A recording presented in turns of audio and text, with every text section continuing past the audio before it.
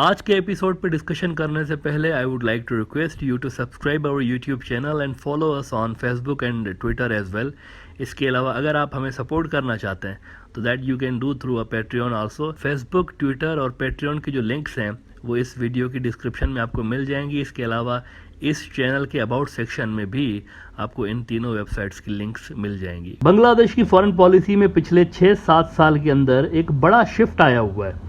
It's no longer India dominated. India एक बड़ा player ज़रूर है वहाँ पर, लेकिन इंडिया अब सबसे मेजर प्लेयर नहीं है। China has replaced them mainly because China has deep pockets and they have superior military technology that they are offering to Bangladesh. लेकिन बांग्लादेश की तरह भूटान भी एक ऐसा ही मुल्क है जो कि ट्रेडिशनली इंडिया के ऊपर डिपेंडेंट रहा है।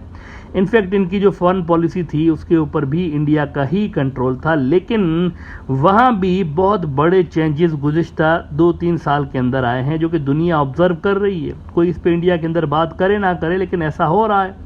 उनके और चाइना के दरमियान जो बॉर्डर डिस्प्यूट्स थे, इस पे पहले इंडिया बीच में आ रहा होता था, यानी जब भी टॉक्स होते थे इंडिया भी बीच में बैठा होता था। ऐसा ही मामला इनके बीच होता था, भूटान और चाइनीज के बीच, लेकिन इंडिया भी होता था because India had significant influence on Bhutan foreign policy. लेकिन अब भूटान खुद ही चाइना से डील कर रहा है अकेले, इंडिया बीच में नहीं होता, और बड़े ब्रेक थ्रूज भी इनको मिले हैं इस हवाले से। ना भूटान क्यों चेंज हो रहा है, इस पे मैंने ब्रॉडर व्यू में कुछ अर्सा पहले बात करते हुए कहा था कि डोकलाम वाला जो India China military stand of हुआ था, इसमें भूटान इंडिया से काफ़ी नाराज़ हुआ था, क्योंकि इनको उम्मीद थी, होप थी इनको कि चाइना की ये जो भूटान के इलाके के अंदर चाइनीज़ आ गए हैं डोकलाम के अंदर, इस पे इंडिया उनको प्रोटेक्ट करेगा। जैसे कि इंडिया का और इनका मिलिट्री एग्रीमेंट्स हैं कि इंडिया मिलिटरली प्रोटेक्ट करेगा भूटान को, एक इनका एग्रीमेंट हुआ है। लेकिन उसके बावजूद भी इंडिया उनको प्रोटेक्ट करने की बजाय खुद ही दौड़ गया वहाँ से। इंडियन फौज भाग गई वहाँ से, भूटान को प्रोटेक्ट नहीं किया उन्होंने। मतलब कुछ अरसे तक उनका और चाइनीज़ का स्टैंड ऑफ रहा डोकलाम में, लेकिन फिर इंडियन जो फौज थी वो खुद ही वहाँ से चली गई। मोदी साहब ने रिस्क लेना मुनासिब नहीं समझा। उन्होंने कहा कि भूटान से ज़्यादा इम्पोर्टेंट हमारे लिए चाइना के साथ टाइज़ हैं, इनको ख़राब नहीं किया जाना चाहिए, तो वो ऐसे ही चले गए वापस। चाइनीज़ आज तक वहाँ पर बैठे हुए हैं। तो ये एक बहुत बड़ा सबक था असल में, और this was eye opener for the Bhutan also. लेकिन इसके अलावा सोचने की बात यह है कि आखिर वो क्या फैक्टर्स हैं दीगर जिस वजह से पहले इंडिया की बांग्लादेश के ऊपर और उसके बाद भूटान के ऊपर अब ग्रिप लूज़ होने लगी है। आपको याद होगा चंद रोज़ पहले मैंने जनरेशन्स पर बात की थी कि मुख्तलिफ जो नस्लें होती हैं मुल्कों के अंदर, इनकी सोच में डिफरेंस होता है। इस वक्त बांग्लादेश की सोसाइटी में generation X, generation Y, generation Z और बेबी बूमर्स और जनरेशन अल्फा ये सारे मौजूद हैं। लेकिन बेबी बूमर्स और जनरेशन एक्स के जो लोग हैं उनकी तादाद ज़्यादा नहीं है, और ये वो जनरेशन है जो कि 1971 में जब बांग्लादेश बना था, तो ये वो लोग हैं जो कि नौजवान थे या फिर टीनेजर थे। इनकी तरबियत अलग माहौल में हुई है। तब हालात जो थे बांग्लादेश के और दुनिया के अलग थे, और अब हालात अलग हैं।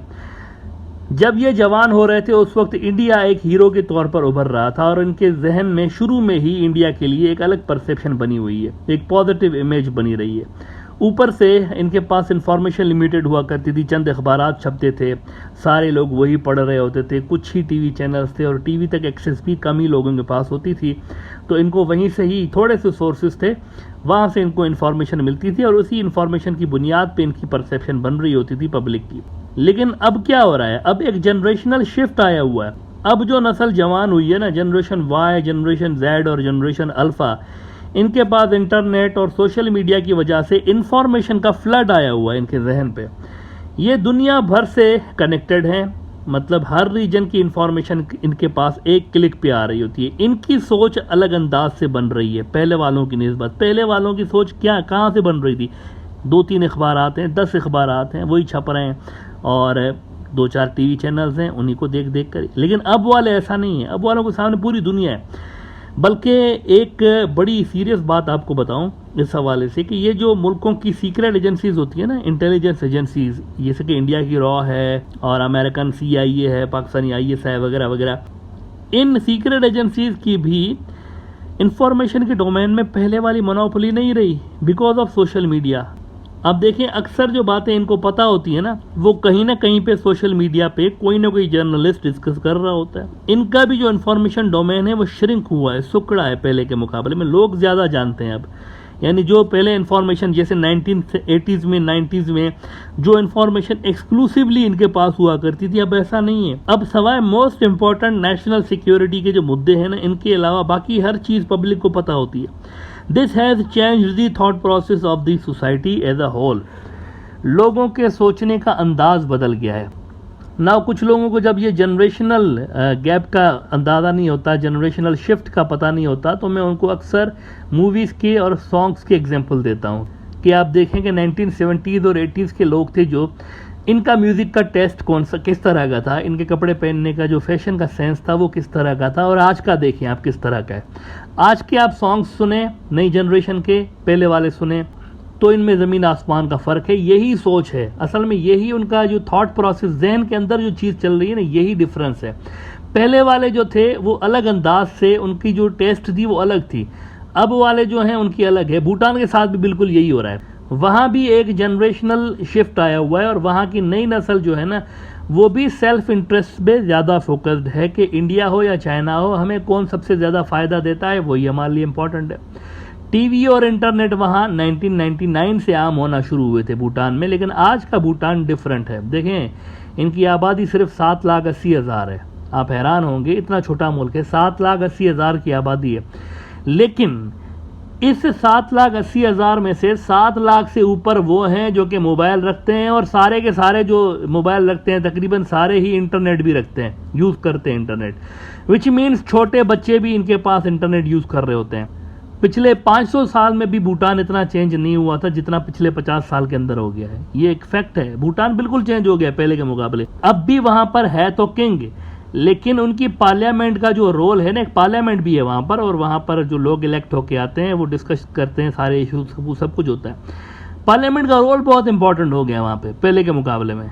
मतलब पहले की तरह किंग का फैसला ही जो था ना, आखिरी डिसीजन होता था। पहले किंग बोल दिया तो किंग ने बोल दिया तो बोल दिया, अब ऐसा नहीं है। अब जेन्युइन डिस्कशंस होती हैं पार्लियामेंट के अंदर हर इशू के ऊपर। वो ज़्यादा यूँ समझे मोनार्की से वो एक डेमोक्रेसी की तरफ ट्रांसफ़र हो रहे हैं वहाँ की जो सोसाइटी है। ऊपर से चाइना का उभरना, ये एक बहुत बड़ा फैक्टर है।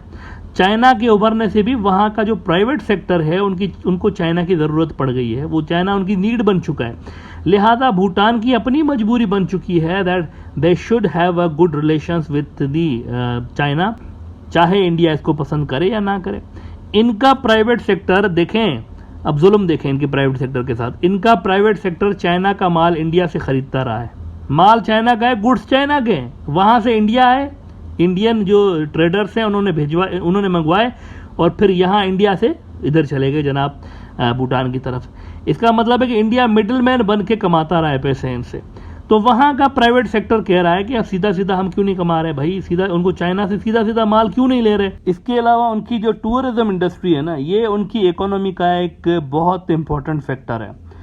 एक आम इंडियन टूरिस्ट जो जाता है ना वहाँ पर, वो दिन भर के ऑन एन एवरेज $15 खर्च करता है, जबकि वहाँ जब कोई चाइनीज़ टूरिस्ट जाता है ना तो खाली वीज़ा की फ़ीस ही $250 की भर के आता है चाइनीज़ टूरिस्ट, और वहाँ पर वो बेतहाशा पैसे खर्च करते हैं क्योंकि चाइना के पास परचेजिंग पावर ज़्यादा है, और वहाँ के जो लोग वहाँ भूटान के अंदर जाते हैं तो वो ज़्यादा पैसे खर्च करते हैं। चाइनीज़ को सोने की चिड़िया समझते हैं और वो चाहते हैं ज़्यादा से ज़्यादा चाइनीज़ यहाँ पर आएँ और हम माल बनाएं उनमें से।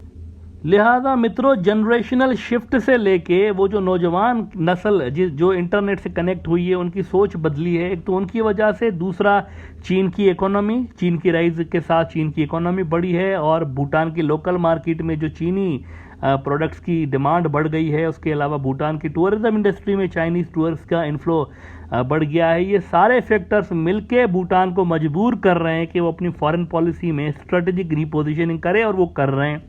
और उन्होंने इंडिया को थोड़ा सा साइडलाइन करना शुरू कर दिया हुआ है, चाइना की तरफ वो ज़्यादा टिल्ट होना शुरू हो गए हैं, और उनके जो बॉर्डर डिस्प्यूट्स हैं उन पर भी वो खुद ही टॉक्स कर रहे हैं अब चाइना के साथ भूटान वाले।